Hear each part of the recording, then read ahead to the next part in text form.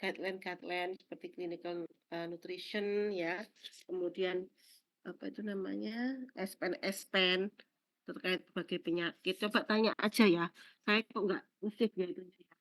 Mungkin sama kakak tingkatnya ada gitu memorinya teman-teman silakan saja atau kalau mau cari sendiri juga nggak apa-apa ya untuk memperkuat basic ilmiahnya. Jadi ada SPEN biasanya begitu atau clinical nutrition guideline ya terkait ada acuan-acuannya gitu pada pasien gagal ginjal, stroke ya, berapa intervensi yang harus dilakukan itu ada kemarin kalau nggak salah saya bahas yang lalu ya. Oke, nah, ini mungkin yang satu kelas ini sudah presentasi ya hari ini tadi dengan Bu Atika. Ya, pastinya sudah lebih banyak mungkin mendapatkan apa ini input ya, masukan terkait dengan kasus kalau nggak salah saya agak-agak lupa ya. Kasus kalau nggak salah stroke ya, stroke pasien hipertensi begitu dengan berbagai faktor resiko lain ya, pastinya itu mencetuskan akhirnya ada berbagai permasalahan terkait penurunan makan ya. Oke, mungkin saya tidak banyak di sini cerita tentang apa itu stroke, bagaimana terjadinya itu teman-teman bisa baca sendiri dan harusnya itu sudah dipahami ya di patofisiologi apa yang terjadi. Mungkin nanti disinggung sedikit. Nah, yang kita bahas hari ini itu terkait dengan disfagia ya, karena ini permasalahan utama sebenarnya bukan hanya untuk duration ya, teman-teman gizi, masalah disfagia gangguan makan ini ya, tapi ini juga menjadi perhatian dari semua tim kesehatan yang merawat karena berkontribusi cukup banyak ya.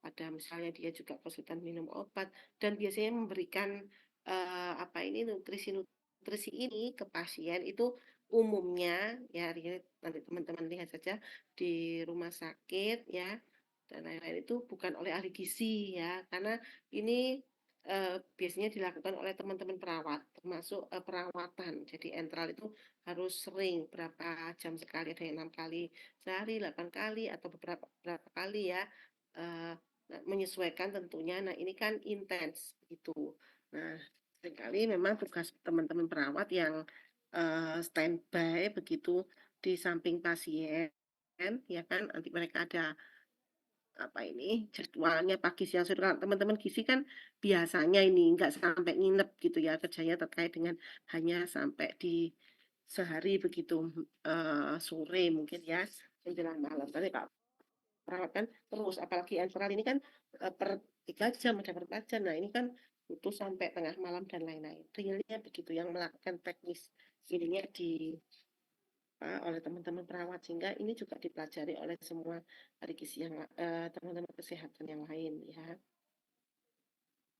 Oke, disfagia ini pasca stroke ya, istilahnya kejadian ya setelah stroke apa yang terjadi begitu itu yang karena kejadian stroke itu biasanya tiba-tiba ya pecahnya pembuluh darah di otak apakah umumnya biasanya pagi hari setelah bangun tidur atau dalam kondisi tidur dan lain-lain ya yang itu tidak disangka-sangka isinya begitu sehingga pasca stroke ini menjadi PR besar begitu perawatan yang membutuhkan eh, ini ya pertama dari gizi pendampingan terkait dengan cara pemberian makan maupun asupannya yang tentunya berubah gitu dari berbagai kondisi yang dialami ya. Jadi disfagia ini eh, dapat ditemukan segera setelah stroke terjadi atau beberapa hari. Jadi nggak selalu muncul. Kadang kalau gangguan makan ini ya, apa ya, disfagia ya bahasa ini ya kita sebut ini sebagai suatu istilah medis yang sudah umum gitu. Nah, dalam banyak kasus hampir 50% lebih ini kasus diikuti disfagia dalam 72 jam 3 hari lah itu muncul kasus adanya disfagia ini. Kenapa ini menjadi perhatian penting? Karena kalau tidak ditangani ya justru malah memperberat kondisi stroke-nya sendiri. Ya, deteksi disfagia ini sangat penting karena kalau dilakukan secara dini dan tepat, itu akan memperpendek masa rawat, mengurangi komplikasi-komplikasi maupun kematian pasca stroke yang sangat tinggi kejadiannya, ya. Nah, apa itu sebenarnya disfagia? Disfagia itu kesulitan menelan. Sebenarnya lebih ke proses oral ya yang terjadi. Jadi dia tidak nyaman menelan. Karena satu proses yang penting untuk intake makanan ya, itu adalah proses menelan, bukan hanya mengunyah. Mengunyah juga nanti rangkaian semua. Tapi ketika sudah bisa mengunyah, tapi kalau nggak bisa menelan, ya asupan makan itu ya tidak bisa nyampe ke dalam tubuh kita gitu kan. Sehingga penting sekali jalur bagaimana makanan itu masuk. Nah, pada orang-orang dengan stroke ini umumnya terjadi kondisi disfagia ini ya. Ada perubahan pada proses menelan. Apakah itu disebabkan oleh proses jadi kompleks, umumnya motoriknya terganggu, ya, sensoriknya maupun secara struktural, secara anatomi juga mengalami ini. Ada perubahan-perubahan sehingga secara tadi fisiologis fungsinya juga dia terganggu begitu ya. Faktor resiko disfagia ini biasanya cerebral hemisphere stroke. Ini stroke yang apa ini menyerang sarafnya ya, hampir separuh seluruh tubuh itu sering kali hampir selalu diikuti kejadian disfagia, brainstem stroke ya. Ini kemudian konsumsi obat dengan efek samping saraf sebenarnya banyak disfagia ini. Nah, salah satunya ini yang kita bahas ini kan di stroke ini ya. Komplikasi kenapa disfagia ini harus bukan hanya sekedar kita memikirkan bagaimana biar dia bisa makan, asupannya masuk, tapi lebih besar dari itu, gitu ya. Yang harus kita perhatikan ketika ada gangguan menelan, terus kita paksakan kita beri intake yang dengan cara tidak sesuai, bentuk apa ini makanannya ya, apa ini tekstur dan lain-lainnya nggak sesuai, itu akan menimbulkan banyak komplikasi seperti aspirasi. Jadi sangat mudah karena dia kesulitan menelan. Ingat-ingat teman-teman proses apa ini laring-faring kita maupun trakea sangat berdekatan ya, ya melekat satu dengan lainnya. Makanya ketika kita apa ini makan sebaiknya tidak bicara karena memang salah ketika kita bicara itu buka jalur udara pernafasan sehingga trakea makanan bisa masuk. Itu pada orang-orang dengan sebentar-sebentar.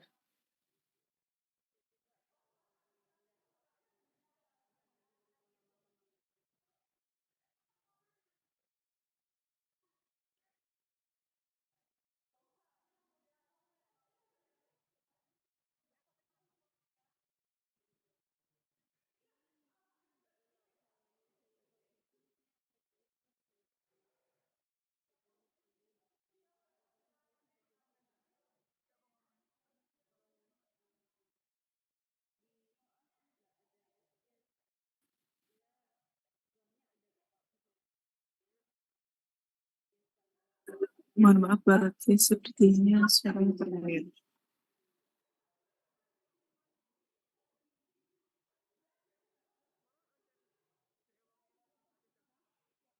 Ya, halo halo. Sebentar. Apa mau rek?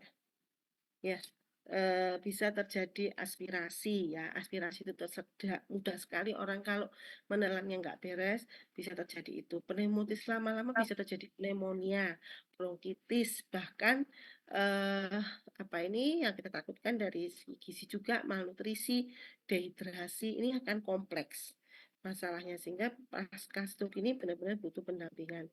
Nanti teman-teman ini bacaan sendiri aja bagaimana fisiologi dan patofisiologi menelan karena disfagia itu masuk dari bagian ini gitu kan sehingga banyak ketika kita apa ya diagnosis atau mengassessment oh pasien disfagia itu sebenarnya secara ini tuh bukan satu titik mati kata disfagia gitu ya karena banyak disfagia itu ada yang kondisinya ringan sampai ini nah itu eh, akan menentukan begitu, terutama dari cara memberi makan maupun bentuk makanannya ya. Sehingga ini kita perlu mengenali fase-fase yang ada di sini maupun nanti gejala klinis yang muncul gitu. Ini ada 4 fase ya. Jadi ingat, proses menelan ini melibatkan rongga mulut, faring, laring, esofagus. Nah, ini harus satu kesatuan. Ada proses sensoris dan motorik, ada 25 pasang otot yang bekerja ya untuk proses menelan ini sendiri. Ada diikuti dipersarafi oleh 5 syaraf ya.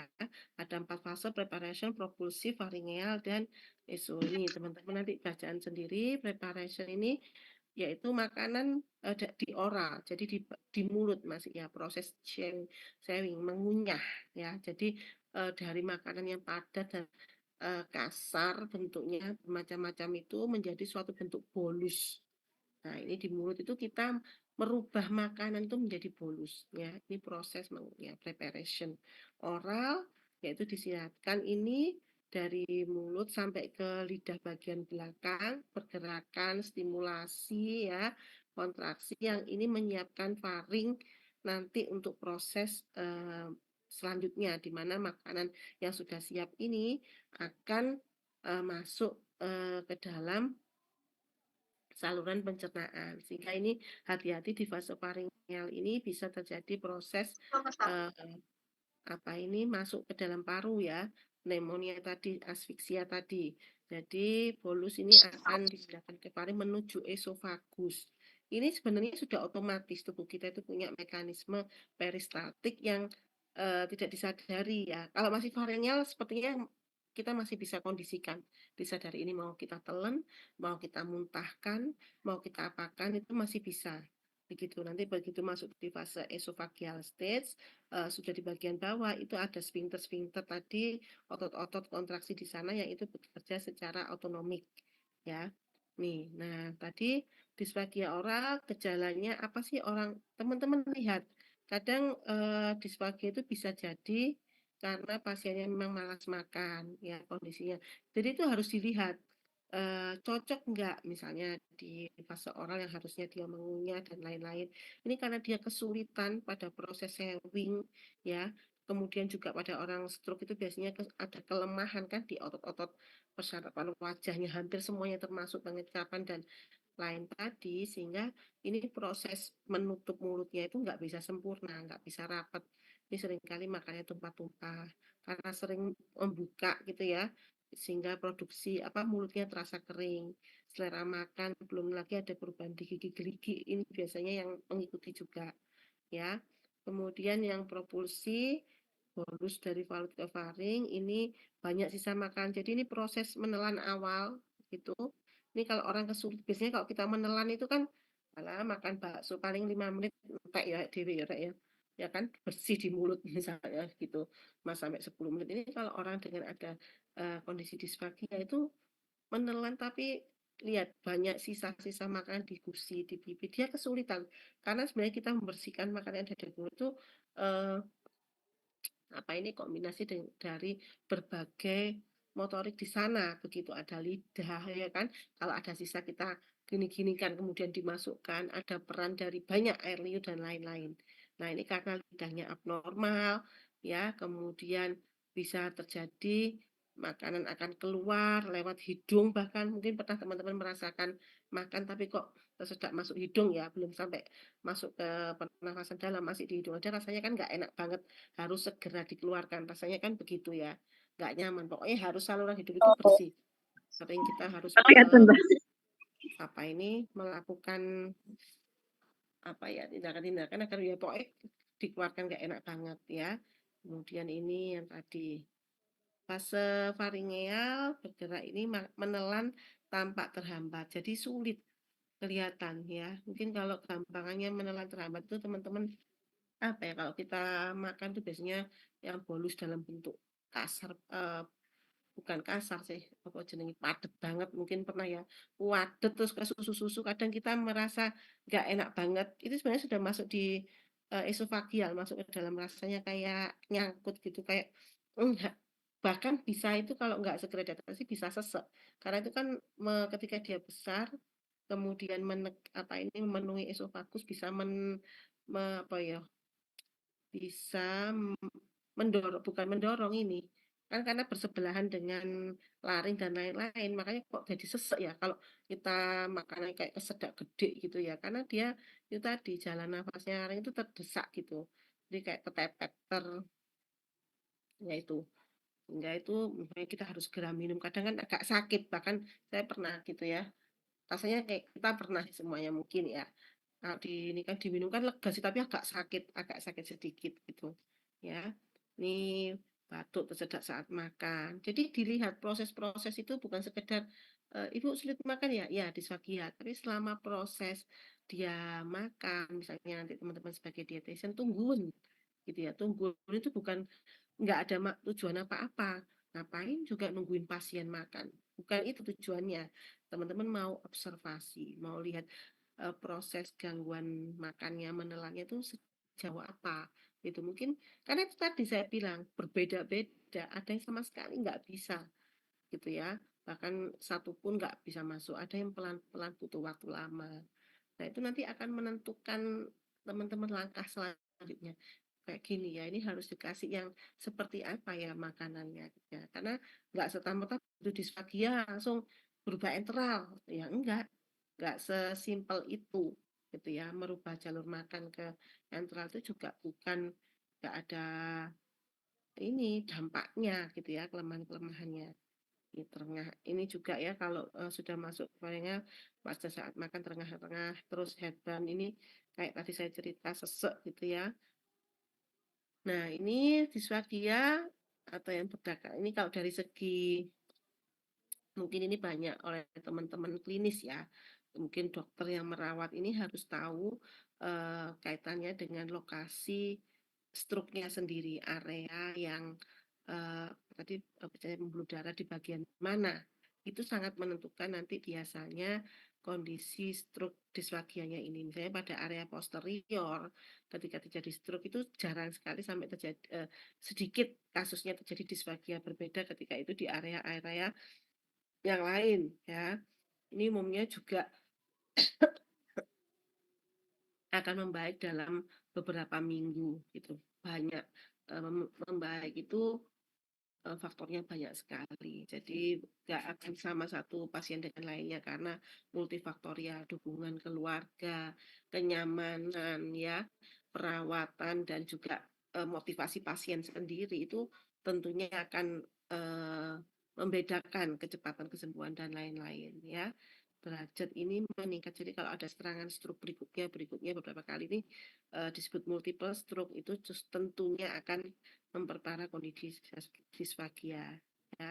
Jadi teman-teman ini lihat ada banyak sekali uh, nervus cranialis ya, otak yang mempersarafi, mengunyah. Ini yang 5 besar ini. Ada nervus 5, nervus 7, 9, 10, 12 ini ya.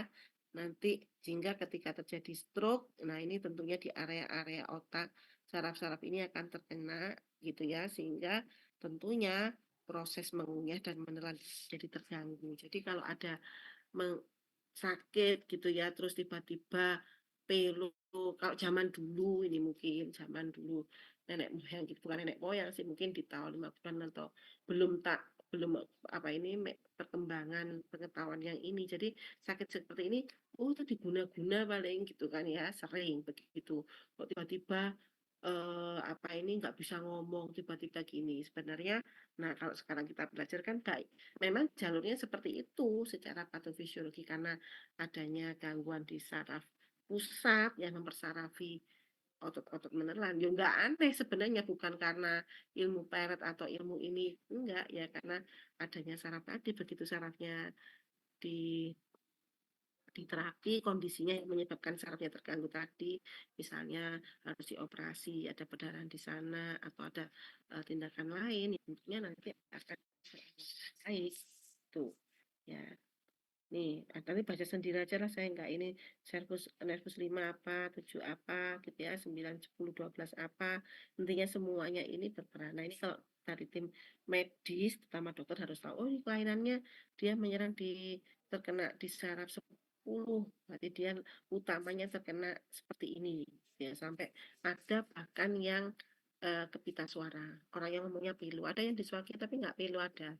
dia hanya gangguan tapi ngomongnya. Tapi umumnya ketika salah makanya ini ada kaitannya dengan pita suara juga gitu ya.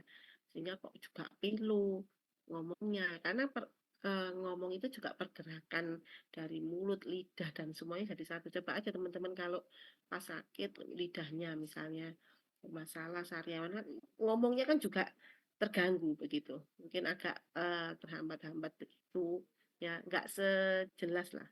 Nggak ini kalau kita kondisi sehat. Ya, ini teman-teman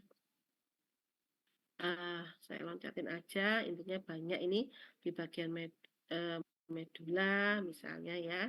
Kemampuan ini penting sekali.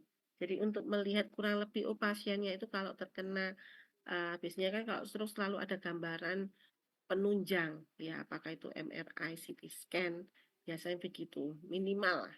CT scan itu gambaran otak itu ada sehingga ini perlu tahu ya biasanya kalau di medula ini minggu kedua itu sudah pulih normal lagi ya ada berbagai stimulus-stimulus yang dilakukan mempercepat ada itu nanti teknik-teknik ini biasanya oleh teman-teman rehab medis ya fisioterapi itu makanya pada pasien stroke ini bukan hanya nanti ada kita lihat tim gizi atau perawat saja banyak tim terapi bicara ya fisioterapi rehab medik itu untuk memulihkan tadi karena dia perlu berlatih ke misalnya pelo sebelah sini harus latihan bagaimana posisi ininya ya.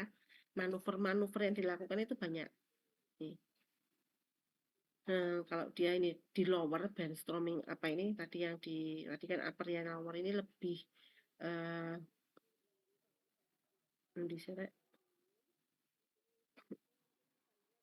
biasanya kepulihan lebih lambat. Ini higher tadi salah yang ini pons ya. Jadi ada di bagian otak itu namanya pons ini. Jadi ini biasanya dipakai sebagai patokan ya. Kalau sudah di sini termasuk apa ini lokasi higher brainstem. Jadi ini relatif lebih sulit. Kalau yang lower tadi lebih mudah. Ini berjalannya lebih lambat ya. Ini harus kita tahu prognosisnya kurang lebih seperti ini. Ya kurang lebih kita bisa memperkirakan nanti monefnya. Nah itu kalau teman-teman gizi paham dengan diagnosis seperti ini, paham dengan ini tuh akan lebih mudah begitu. Jadi enggak bisa ikut bukan dukun ya. Kalau dulu kan biasanya oh di dukun dia bisa meramal. Enggak, sebenarnya ada ilmunya. Oh ketika lokasinya di sekitar sini yang terjadi kondisinya seperti ini. Mungkin nggak bisa hanya 1 minggu, 2 minggu. Perlu beberapa bulan, perlu ini ya seperti itu. Ini bahkan subkortikal kalau lokasinya di sini ini dibutuhkan terapi menelan ya. Ada terapi-terapi khusus banyaklah kayak ini. Kalau di korteks cerebri ini tempatnya apa ini oral apa ini ya gangguan kognitif ini tadi yang bahkan kalau sultan terapi kalau sudah terkena korteks cerebri ini ada sampai terjadi gangguan di kognitif ya, inatensi yang sebelumnya mungkin nggak sampai ada seperti itu ya. Karena nanti ketika ada gangguan kognitif eh, lebih ini perawatannya lebih ada trik khusus juga ya teman-teman dari gizi harus bagaimana itu sebenarnya ada.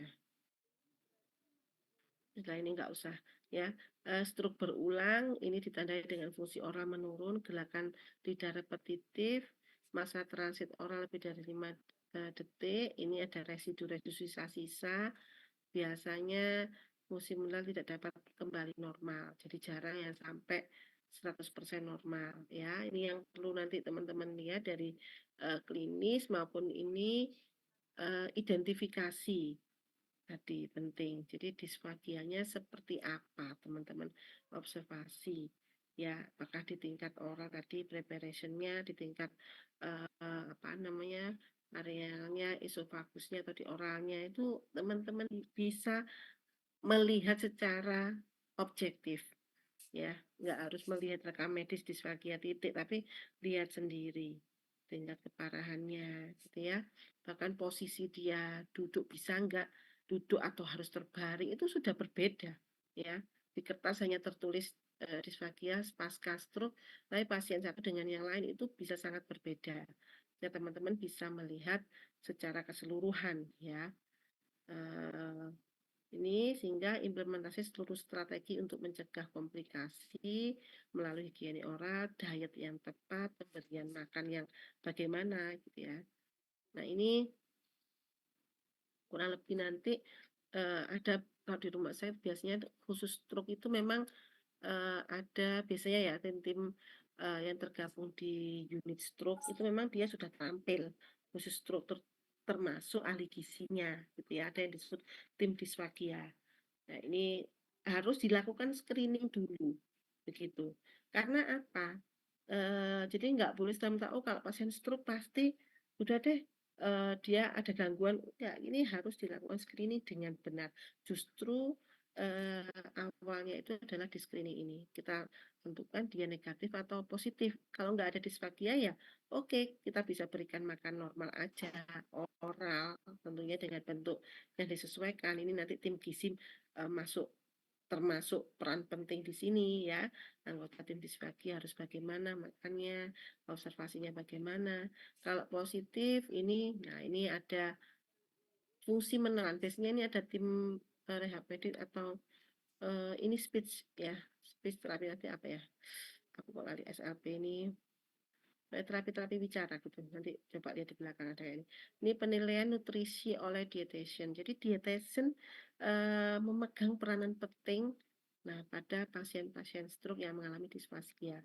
Kamu assessment nutrisinya bagaimana sehingga nanti kita juga punya suatu assessment menggolongkan apakah dia beresiko atau tidak. Ini kan jalur yang secara klinis ini yang jalur dietitian kan kita punya sendiri sini. Ya, apa ini NCP ini ya kan yang harus kita lihat mulai dari ini sampai monitoring apa yang harus dilakukan ya. Oh ini loh, speech language pathologist. Ya, jadi tim terapi bicara. Nah, itu untuk menentukan disfagianya sejauh apa. Itu. Ini ada RD ya, teman-teman kalau setelah lulus S1 tertarik menjadi suatu clinician ya, clinician bisa bekerja di rumah sakit atau buka praktek, boleh melanjutkan studi, sekarang sudah sangat banyak ya, RD, RD ini, insya Allah ini UNER belum buka ini semoga tahun depan, semoga ya, sedang disiapkan tapi karena, nah ini tenaganya masih belum banyak full tim begitu ya, jadi nanti gak lama kayaknya sekolah RD ini kan cukup setahun ya, teman-teman aplikasi ini. Dokter, register ini nurse ya tentunya occupational therapist, fisiologi, farmasis banyak lah tergabung di sini ya. Kemudian pada disfagia kita juga melihat komplikasi ada nggak status hidrasi jangan lupa ya kenapa sih kok kita mau melihat intake minumnya asupan minumnya ada status hidrasi tidak status hidrasi bisa dilakukan dengan banyak hal nggak harus selalu dikaitkan dengan minum minum itu kan asesmen di makanannya kondisi sendiri teman-teman lihat cubit ininya ya mukosanya misalnya di tangannya kembali enggak cepet kapilernya ini atau ada penurunan berat banyak lah kondisi dehidrasi yang bisa kita lihat ya atau komplikasi nutrisional ini sangat penting ya jangan sampai terlambat saya begitu anamnesis riwayat medis pemeriksaan langsung tanda dan gejala kesukaran kemudian nah ini harus dilakukan sesegera mungkin harus dipuasakan dulu jadi pasien stroke ketika habis stroke itu tidak langsung bingung ngasih makannya tenang jadi pasien nggak apa-apa berapa jam atau hari belum makan itu nggak masalah justru kalau kita keburu misalnya wah bahaya nih nggak dikasih makan justru ketika kondisi ini apa ini kita belum melakukan screening dengan baik ya, dengan teman-teman memberikan makanan apa ini seperti normal, udah dikasih aja pasien masuk. Justru bisa terjadi asfiksia kesedak. Belum sampai perawatan pasiennya wis out, kok. Ya, ya gara-gara salah dikasih makan bisa jadi seperti itu. Jadi kerja di rumah sakit itu ya tadi resikonya bukan kecil, resikonya nyawa ya. Kan main-main maksud saya. Jadi harus eh, ya harus tahu ilmunya. Kalau kita nggak punya ilmu, bagaimana bisa melakukan action yang benar gitu kan? Ya, minimal harus berawal dari tahu ilmunya, tahu apa yang dilakukan ya, sehingga kita eh, bijaksana begitu dalam melakukan segala ini ya, bisa bertanggung jawab.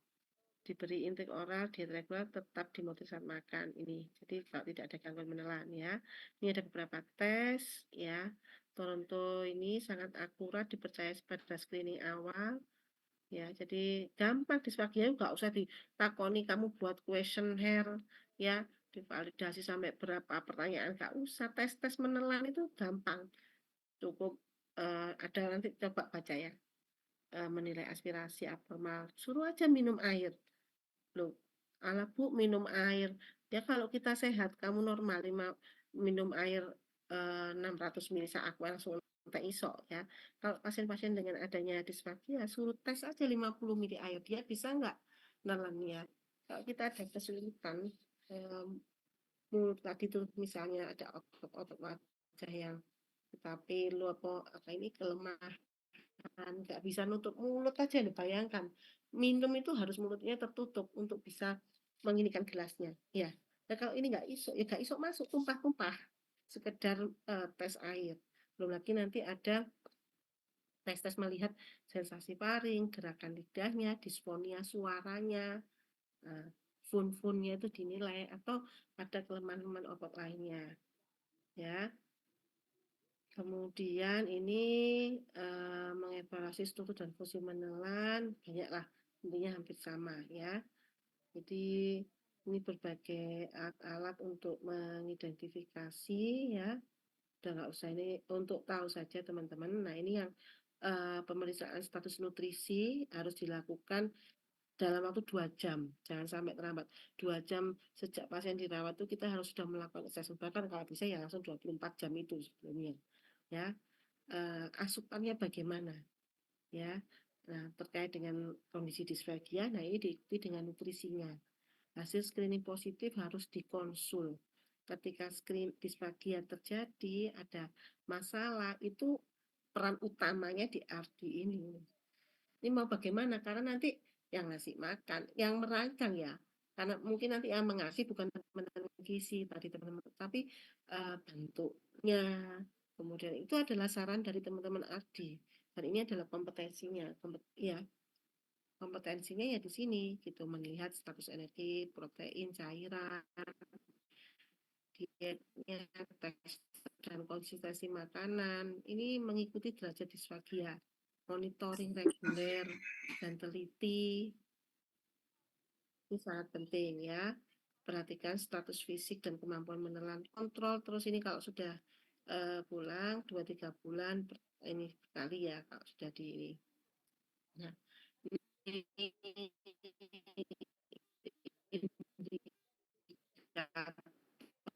klinis disfagia hilangnya rusaknya gigi ya atau karies dentis higienis oral ini juga memperburuk begitu ya drooling tadi yang disebut bibir gak iso nutup itu drooling ini ya asimetrik wajah perubahan suara jadi serak lidahnya nggak bisa nggak apa ini normal untuk gerakannya tidak kemampuan mengunyah, proses menelan sulit, regurgitasi sering nggak pasien itu makan, kemudian tadi regurgitasi balik ke hidung, ya. Jadi itu sangat mengganggu ketika ada kondisi ini jangan dipaksa. Maksudnya udah diberikan oral aja, pokoknya asupannya harus benar, waduh, ya. Nah itu malah cilaka tadi itu makanan tertahan di antara pipi gusi, bahkan mungkin batuk saat makan bolak-balik tersedak apa ini nafas pendek, nafas tadi kesulitan nafas, ya, kemudian makanan terasa tertahan. Jadi teman-teman selain tes-tes tadi, kamu kan melihat dulu observasi ini semua bisa dilakukan, ya, observasi sambil juga adain apa ini wawancara, tanya bisa tes saluran nafas. Nah, jangan-jangan ini memang kondisi disfagia harus ditangani. Tangani pasien stroke hingga kemampuan menelan. Karena nggak mungkin seseorang itu akan apa ini, kenapa kita harus terutama dari RD ya, teman-teman gizi lah, dietitian itu harus apa ini, punya target sampai kondisi menelannya itu pulih. Karena pemberian jalur enteral ataupun makanan yang cair secara terus-menerus itu juga tidak baik, lagi jalur enteral ya. Nah, ini kita harus segera switch ke oral. Bagaimana caranya? Karena kalau enteral itu mempuasakan fungsi ininya ya, sampai nah, itu akan menyebabkan atrofi dari mukosa-mukosa. Jadi nggak bagus juga, harus begitu orang harus segera melarang pemberian nih, mungkin dibutuhkan pemberian oral secara teratur ya, periksa status nutrisinya, status gizinya, dipantau terus gitu, obat-obatan dan lain-lain tadi ya. Penetapan manajemen nutrisi perubahan konsistensi makannya harus selalu dievaluasi mengikuti dengan kondisi disfagi yang terjadi. Sudah membaik, oh berubah ke ini, berubah ke ini, berubah ke ini. Jadi bukan resepnya sama dari awal sampai akhir ya.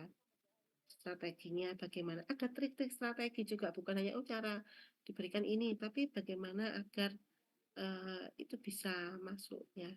Jadi ketika teman-teman bekerja dengan hati, ya bukan hanya sekedar rutinitas, itu akan memunculkan banyak inovasi yang eh, apa ya, ya yang bermanfaat tentunya karena kita ingin tentunya kan kerja kita itu bermanfaat untuk orang lain, bisa memberikan apa ini kontribusi kesembuhan ya. Nah ini tentunya teman-teman akan banyak muncul harusnya ketika bekerja di ladang apapun ya, inovasi-inovasi yang untuk memperbaiki itu. Terus apa ini ya? Ini coba lihat ini. Periksa status menelan pasien dengan diet modifikasi atau perenteran secara berkala ya. Di sini nggak usah nih. Ini perubahan bolus. Ini ada sih apa ininya terkait bagaimana teman-teman mengukur volume bolus yang tepat ya, viskositasnya itu untuk memperkirakan nanti masuknya itu seperti apa, misalnya bentuk cair sih memudahkan, jadi kita bukan hanya berpikir oh ini nggak bisa makan dikasih cair biar bisa masuk titik, bukan, karena kita harus memikirkan juga komplikasi dampak yang terjadi, efek sampingnya. Misalnya bentuk cair mudah sih, tapi dia akan resiko terjadi aspirasi, beda dengan agak padat ya. Kalau cair begitu dia tersedak itu langsung masuknya bukan ke hidung, langsung ke paru gitu, karena cair. Kamu pernah nggak tersedak terus langsung masuk ke paru, itu nggak enak banget. Nah, itu kalau terus-menerus bisa terjadi pneumonia. Ya, itu harus dihindari karena apa? Karena salah pemberian. Ngono tok loh saja nih. Coba kalau diberikan dengan bentuk yang tepat ini, itu justru kita bisa apa ya, tidak terjadi ini tuh ya. Makanan yang lebih padat akan terjadi valikula selama perlambatan. Resiko aspirasi lebih kecil dan dapat meningkatkan. Biasanya justru dianjurkan yang lebih padat. Bukan berarti Kak isok makan terus cair. Harus belajar. Jadi belajar bagaimana menyesuaikan kondisi dengan bentuk maupun karena ini pasien bukan hanya benda padat, pokoknya isok bukan hanya benda mati, maksud saya kayak di boneka, bagaimana makanan itu bisa masuk, intinya bukan itu yang terpenting yang kita lakukan, itu bukan hanya itu, bahaya untuk itu harus difikirkan. Jadi kalau isok masuk beres, habis makanannya, nah, tapi kok masuk tapi dengan resiko-resiko yang terjadi ya sama aja. Rasa, ini misalnya teman-teman harus perhatikan juga nanti membuat itu. Rasa yang bolus dapat meningkatkan kepekaan sensoris terhadap bolus dan memperpendek masa transit oral. Hati-hati dalam penggunaan aspirasi asam. Ya, jadi teman-teman juga harus menginikan membuat bolus makanan itu dengan punya rasa yang cukup juga, gitu ya, agar kepekaan sensoris tadi mungkin merasa ada exercise misalnya dengan lingual ya, ini harus diperhatikan. Jadi ada beberapa ya terapi tadi dari fisioterapi untuk ini kan otot-otot ya, kemampuan motorik. Nah, terapi nutrisi ini kita harus evaluasi terus perubahan pola makannya, bagaimana kita merencanakan perawatan menelannya, strategi makan aman ya, lingkungannya. Misalnya ini tekstur makanannya, apakah diberikan dalam bentuk cairan kental, bubur yang enggak padat cincang atau semi padat, dan apa dampaknya ini yang kita harus tahu. Kalau cairan kental bergeraknya lebih lambat ya. Ini kalau di bubur, nah ini tidak perlu proses mengunyah kalau bubur ya. Saya perlu kontrol bolusnya tadi. Tapi kekurangan terapi modifikasi akan mengurangi kenikmatan makan, penurunan asupan oral, itu akan rentan terjadi dehidrasi ya. Banyaklah nih, nanti ilmu gizi banget ini ya. Ini misalnya modifikasi pada bentuk pure, bubur, makanannya lembut, homogen, agak kental, ini bisa diberikan teman-teman ya. Kemudian makanan cincang, ini lebih kecil, jadi kita potong kecil-kecil sampai halus. Ini untuk apa sih? Untuk mengurangi proses pengunyahan. Kalau gede makanannya, bentuknya ya, itu dia kan harus mengunyah berat itu. Kita minimalkan. Ini bisa banyak jenis-jenis ya. Atau cairan kental, ini seperti biasanya kurang menarik ya sih kalau seringkali dikasih apa namanya yang cair ya. Ini kontrol menelan memang lebih baik, lebih mudah menelannya. Ya, tapi itu tadi definisi. Ini partikulat kering, jadi jangan memberikan makanan-makanan wis orangi disfagia, mau kayak cookies ngono ya, apalagi misalnya biskuit yang agak keras. Ini akan sulit diubah, sulit dikontrol juga di dalam mulut ya. Kemudian produk-produk roti mungkin, nah roti ini kan tadi ada sisa-sisa nempel-nempel di mulut, di tenggorokan ya, atau buah kaleng, ini sereal, susu kayak campuran gitulah, mix ya. Mau enak sih kalau kita sehat kayak gini kan, kasih sereal mbak iki yo gelem ae. Tapi orang-orang ini akan lebih susah begitu ya. Sebaiknya satu ini saja, satu apa jenenge, satu homogen, cairan cair. Ingat ya, jangan lupa bisa sebaiknya dihindari, tidak sering-sering diberikan seperti ini karena resiko aspirasinya lebih tinggi. Yang makanan dibumbu-bumbui terlalu banyak itu juga akan memicu refleks ya, mungkin ya, sedak dan lain-lain karena tadi ya. Ini ada apa Rek? Ini jam berapa ya? Masih lama ya. Oke. Terus ini intinya itu sih ya. Informasi pendukung, nanti lingkungan, apa yang dimaksud lingkungan itu gangguan dan defisit, struktur lingkungan dan apa Rek? Ya lingkungan itu kondisi ini sekitarnya penunjakannya perawatan kan butuh, misalnya apa ini ya, eh, kondisi bed yang memadai itu kan, orang stroke itu kan harus nggak, bukan hanya kalau teman-teman lihat di rumah sakit ya, ada teman-teman rehab medik itu yang seringkali juga merawat pasien stroke nggak terkait dengan disfagianya ya secara langsung, dia harus nggak boleh tidur terlentang. Kalau pasien sakit itu kan biasanya terlentang apalagi sehari full, pernah nggak merasakan nggak mutu tidur aja 8 jam terlentang terus kan nggak enak, pasti kan kita miring-miring kan tidur itu. Iya kan, miring kanan, miring kiri.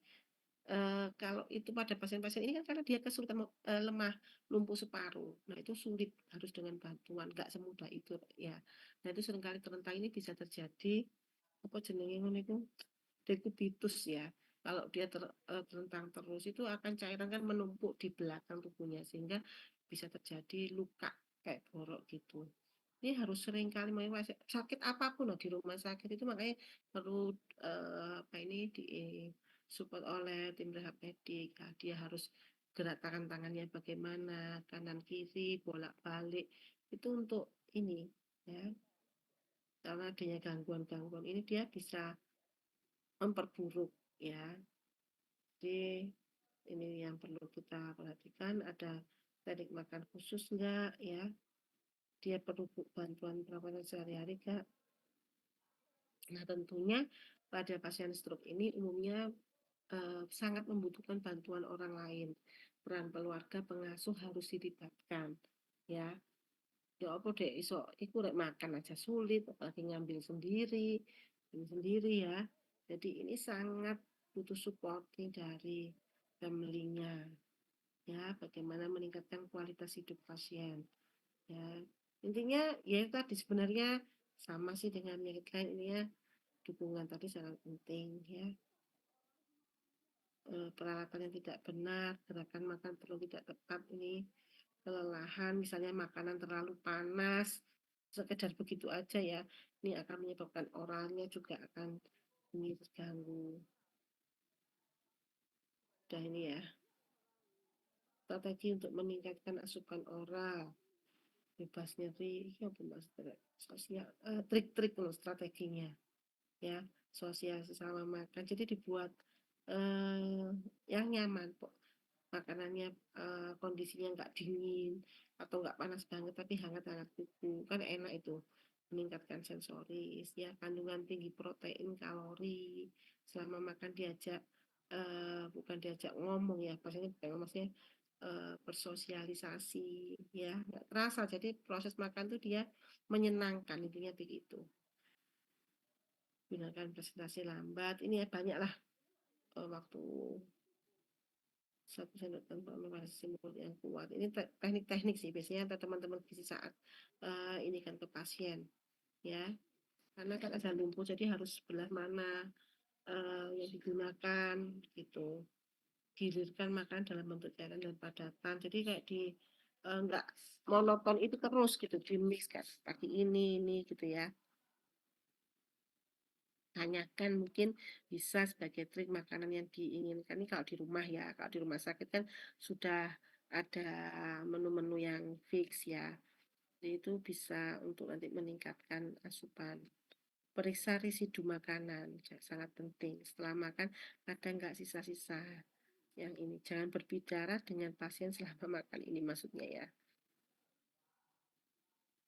Cara pemberian obat termasuk jika dispepsia lebih berat, nasogastrik ini. Ini nanti diberikan naso itu hidung ya, kalau oro oral. Dari hidung disambungkan, kamu nanti lihat tuh ini aja. Ini kan soalnya nggak praktikum, lihat di YouTube itu loh, wah kerek. Teknik-teknik enteral feeding ya, apa memberi apa ini nasogastrik, bagaimana ininya, evaluasinya, apa itu ada step-stepnya yang dilakukan. Pertama, untuk menilai itu harus diaspirasi gini, apakah ada perdarahan di lambung, ada ini tuh kan kita nggak serta-merta memberikan nanti apa ini nasogastrik NJT ini otomatis gitu ya, harus ada evaluasinya Mas. Kalau misalnya tadi dilakukan ada residu lah apa lambung, jadi makanan tuh harus habis dalam kurun waktu berapa jam, ada evaluasinya. Ini kok sih di selang tuh kan kelihatan habis enggaknya. Misalnya kita bisa tarik juga, oh ada makanannya, ada tidak. Ini kalau sudah berapa jam sih kebek selangnya kok sih ini, ya berarti gak beres. Jadi nggak serta begitu, berarti ini lambungnya nggak mau apa melanjutkan proses itu, harusnya kan dari lambung turun ke usus begitu kan, lanjutannya dan lain-lain. Ini kalau penuh terus sampai berapa jam ya nggak mau kasih lagi ya amber ya, malah tersedak dia, apalagi kalau misalnya keluar darah di selangnya itu udah nggak beres. Jadi lambungnya misalnya terjadi perdarahan di tangan, itu sudah kontraindikasi, nggak perlu dilanjutkan. Oh enteral nggak bisa, berarti jalur itu. Ini ada tubnya ini ya, NPU, jadi tube feeding apa ini, percutaneous. Banyak sih sekarang teknik-tekniknya. Ditempatkan di dekat jendela, hindari suhu ekstrim, kelelahan itu dipikirkan ya, sekedar eh, lingkungan yang mensupport begitu, kondisi bagaimana dia bisa nyaman dulu sebelum intake itu masuk gitu kan, dikondisikan tidak ada gangguan, nyaman, ya, itu eh, akan memudahkan. Mungkin kebanyakan budaya, ya, karena makan dan minum yang penuh dapat menimbulkan depresi. Jangan diajak ngomong saat pasien seru pasiennya sedang diterapi. Ini loh sekedar gitu tok ya. Ini mungkin simple. Tapi nanti teknisnya itu sering arek-arek bukan arek sih, kayak mahasiswa-mahasiswa praktek dan lain-lain itu sering kena tegur. Sebenarnya tujuannya baik. Mungkin kalau nggak mengerti, aduh, gitu aja dimana. Bukan itu gitu ya. Coba teman-teman lihat misalnya pasiennya lagi diterapi, diberikan eh, apa ini NGT proses ini terus mau tanya-tanya tiba-tiba datang ibu mah yuk kan gak ngono lah rek ngono ya sekedar bukan masalah itu aja tapi kamu nggak lihat dampaknya di pasiennya lagi diberikan makan lagi bisa proses makan kamu ajak bicara ya tunggu dulu kalau kita lagi pas makan itu justru observasi oh mangani ngono itu tanda kita mengamati gak usah diajak ngomong dulu observasi cukup ini dia bisa menelan dengan baik bisa ini oh kurang ini baru kemudian setelah selesai makan kita lanjutkan begitu interviewnya ya postur paling aman ya duduk tegak seperti ini ya kalau pasiennya seperti ini ya sudah sangat baik sekali biasanya sudah pulang itu tapi kalau misalnya masih di bed kondisinya hanya terlentang itu ada teknik-teknik memberikannya ya ini sudah sih korek kamu turut arek tidur kuliah kok jam 9 jam 10 sih rek ya sedikit aja ini sama sih ya gangguan menular ini yang perlu kita tanyakan gejala apa yang terjadi penyebabnya apa konsekuensinya apa ini sama lah ya cuma ini aja jadi sulit menelan malnutrisi harus kita ingat ya aspirasi pneumonia status gizi status hidrasinya dan juga ini ya nah ini nggak usah nih nanti terkait dengan sama kan tadi perlu kerjasama ya ini interprofesional kolaborasi ini ya di pasien stroke ini salah satunya ya nanti terlihat sekali mencegah jangan sampai terjadi malnutrisi dehidrasi melatih kekuatan dan koordinasi otot mengunyah ini tugasnya teman-teman gizi juga itu ya apa caranya biar mengunyahnya menelannya bisa lebih cepat ada strategi-strategi triknya ya. Dapatkan makan secara oral jika tidak apakah akses enteral dapat digunakan yang saya cerita tadi ya hidung lambung NGT tadi sedikit-sedikit tapi sering ya nah ini biasanya ada stage-stage-nya fasenya pemberian oral itu kalau beralih dari pasien ini ya stroke ya jadi stage 1 itu makanan halus, homogen. Kemudian nanti naik stage 2 ini lebih padat ya, boleh ditambah cairan agak kental. Sorry, mau kurang bentar. Stage 3 ini mungkin ada cincang halus, perlu proses pengunyahan ya, diberikan cairan secukupnya, sudah mulai membaik. Bahkan di stage 4 dan 5 ini sudah mulai mengarah ke makan. Jadi bertahap. Kapan C1, 2, 3 itu lakukan pelan-pelan dan bertahap. Enggak harus sehari, oh C1 hari, C2 2 hari, bukan. Itu kondisinya beda-beda per pasien. Ada yang mungkin makan pagi gitu, oh siang sudah bisa nih dicoba, ya dia habis atau 2 kali evaluasi lah. 3 kali, oh berarti malamnya dicoba seperti ini. Coba itu boleh, ya. Bila pemberian secara enteral, ini konsekuensinya tadi saya sampaikan. Jadi kalau enteral ya otomatis gerakan otot mengunyahnya nggak bekerja. Udah dia kan pasif, hanya diberikan selang. Ya itu nggak makanya nggak boleh pokoknya jalur enteral. Intinya kita itu hanya makanannya masuk, pasiennya status gizinya bukan itu. Ya banyak tadi konsekuensinya kita berubah ke kesehatan secara totalitas. Ototnya harus digerakkan. Proses mengunyah itu harus sedikit-sedikit sehingga ini penting. Bila pemberian secara oral, ingat dapat terjadi aspirasi, hati-hati. Kalau enteral gak aspirasi, larek DKI apa DKI selang langsung iki ya. Nah, kalau oral kan dia harus sendiri, sehingga harus diperhatikan agar tidak terjadi aspirasi. Sudah ini ya. Saya tadi kok mau tambahkan kok nggak ada ya. Eh, terkait dengan ada pertanyaan apa enggak, Rek?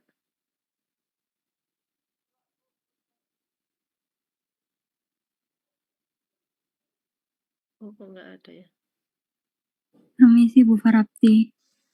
Ya, Yang pertama saya izin bertanya, kalau misal ada pasien stroke yang lumpuh separuh atau lumpuh seluruh tubuh sehingga kesulitan menelan, lalu terpaksa harus NGT, tetapi dietnya harus tinggi energi, tinggi protein, sehingga kan biasanya kalau tinggi protein itu dari sumbernya telur. Nah, jadi seperti semacam sonde itu konsentrasinya jadi kental ya Bu. Nah, itu bentar. terlalu kental sehingga sulit untuk jalan di NGT-nya itu jadinya solusinya bagaimana ya Bu agar bisa TETP gitu Bu. Terima kasih.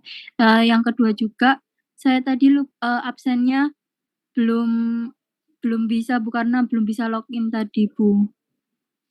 Rek absen nah isi iki ya. Kak, ya wis nanti gampang Mbak bisa tutup iki absen. Ya, ini Mbak. Oke, dari Mbak Fitiara menanyakan ada teman-teman yang memberikan komentar gimana, Rek? Itu kemarin teman-teman belajar ya, yang enteral itu kan ada syarat-syarat tadi kan ya, nggak serta-merta ini harus yang pasti bentuknya kan homogen ya. Kemudian cair tadi apakah cair ini apakah agak kental ya. Yang pasti harus bisa jalan kan ininya. Sudah pernah nggak praktikum dengan ini dosen-dosen yang lain? Sudah ya? Halo? Belum pernah, Bu. Masa sih? Guru? Kalau nggak salah dulu-dulu itu pernah kayak percobaan Belum. ini loh, cairan ke NGT bagaimana konsistensinya yang benar. Memang nggak mudah sih, itu harus pengalaman ya. Yang sering diberikan kalau setahu saya produk-produk apa enteral itu kan pakai yang sudah komersil itu ya. Itu banyak di rumah saya untuk mudah dan apa jenenge ngono iku, praktis lah. Praktis itu sudah ada makanan-makanan entral ya, pabrikan-pabrikan tentunya, jadi dari industri makanan itu yang sudah siap misalnya ini yang tinggi TKP apa tinggi protein, tinggi ini itu ada berbagai macam. Nanti coba kalau di rumah sakit teman-teman coba lihat ya. Tapi memang kelemahannya adalah biayanya lebih mahal itu. Ya seringkali untuk di rumah sakit itu beberapa membuat inovasi-inovasi dari bentuk-bentuk ini ya, misalnya di mix sendiri lah untuk menjadi suatu cairan itu bisa banget sih, bisa. Apalagi nanti yang oral cair misalnya itu kan nggak harus juga selalu ini gitu, karena kan kita lebih kalau buat sendiri lebih bervariatif tentunya bahan makanan dari berbagai macam yang sesuai ya. Nah tadi kalau eh, jadi satu karena dia dibuat konsistensinya homogen cair, jadi harus memperhatikan konsistensi itu utama ya. Selain bukan hanya misalnya mau protein tinggi terus mengandalkan telur gitu ya, terus kamu telurnya banyak akhirnya dia nggak jalan terlalu padat dia nggak bisa masuk gitu ya. Nek jenenge cair ya rada di makanya terbatas makanan enteral itu akhirnya tidak seperti oral ya apalagi kalau sudah jatuh ke parenteral ada sedikit beberapa tadi cenderung kalau sudah lama-lama itu akan terjadi kondisi malnutrisi. Maaf ya kalau saya ditanya terkait dengan teknis harus bagaimana itu nanti eh, apa ya? Karena saya nggak banyak pengalaman gitu.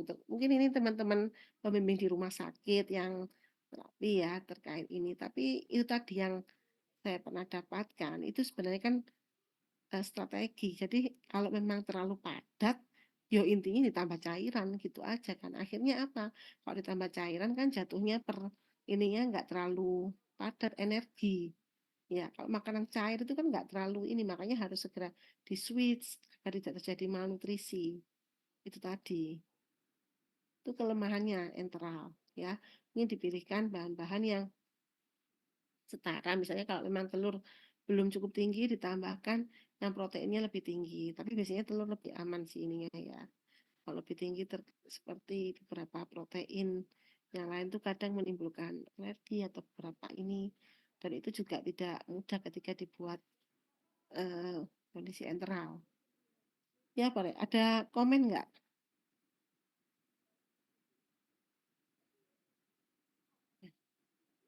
Apa? Atau cairannya bukan dibuat air tapi apa? Susu. Untuk meningkatkan ini kan biasanya bentuknya susu-susu gitu. Itu kan untuk memilih protein ini ya. Kalau kayak punyanya banyak kok punya KB terus punyanya siapa itu? Sing biasa nih makanan-makanan cair itu loh. Bubuk-bubuk gitu yang itu kan dia sudah mempertimbangkan banyak ini ya. Banyak nanti lebih ke teknologi ini. Gimana teman-teman?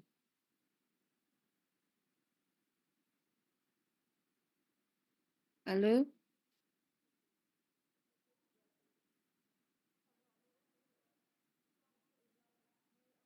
Jadi ya tadi volumenya jangan air ininya, bahan ini ya mungkin susu dengan ditambahkan. Nah itu pun kan teman-teman belajar nggak semudah itu gitu. Ilmu bahan makanannya harus jalan.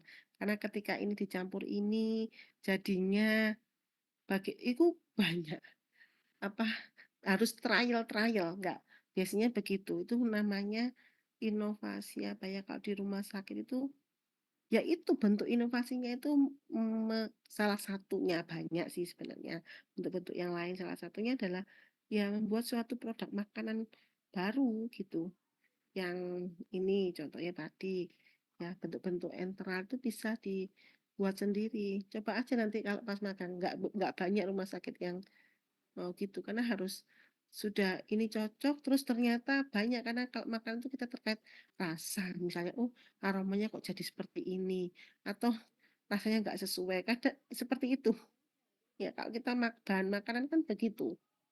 Jadi tidak semudah bentuk-bentuk apa kayak suplemen kayak gitu misalnya pil ataupun dibentuk di suatu olahan jadi bubuk atau jadi tepung itu kan lebih ini ya kalau dengan makanan real produk yang kita olah itu harus mempertimbangkan banyak hal pertama nanti dari segi endingnya itu adalah penerimaan itu yang penting sebagus apapun yang kita susun nah kalau itu ternyata saya pernah misalnya nyusun-nyusun iki ya ideal gini waduh ini bagus banget ini lagi sini misalnya main delok ngono tok ya real kita kayak main-main di Nutri Survey iki disusun dari iki nilai gizinya tinggi itu ketika dimasak gak mesti cocok gitu ini bagus ini berapa gram ini berapa gram begitu diolah walah apa rasanya misalnya tajam banget aromanya menjadi ini yang menjadi ini ya, ya harus dirombak lagi dengan teknik-teknik oh mungkin ditambahkan sedikit ini itu teknik memasak dan lain-lain semuanya kontribusi di situ gimana tapi menyenangkan ya itu satu syaratnya harus seneng seneng memasak seneng melakukan seneng makan ya sudah gimana Rek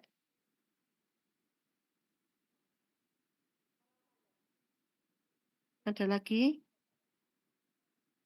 yang mau didiskusikan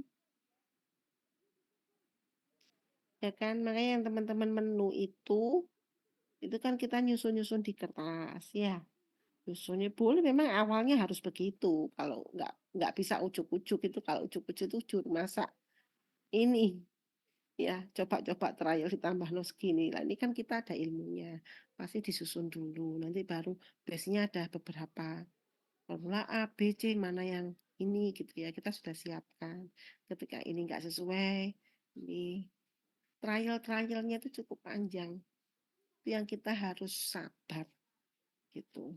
Sampai menemukan resep yang pas. Nah, berawal kan awalnya kan seperti itu.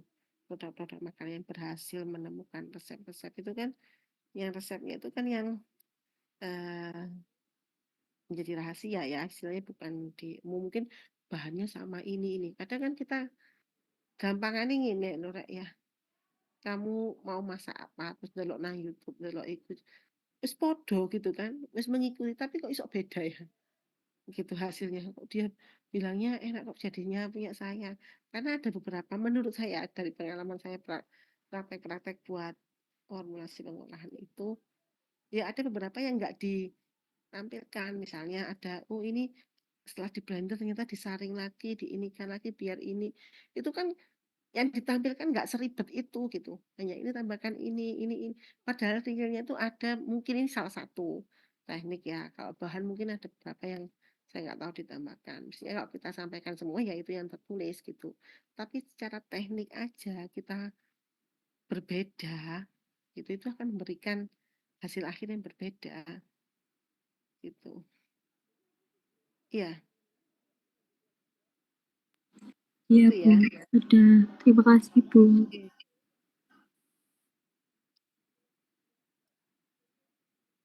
Mm-mm. Ada lagi teman-teman.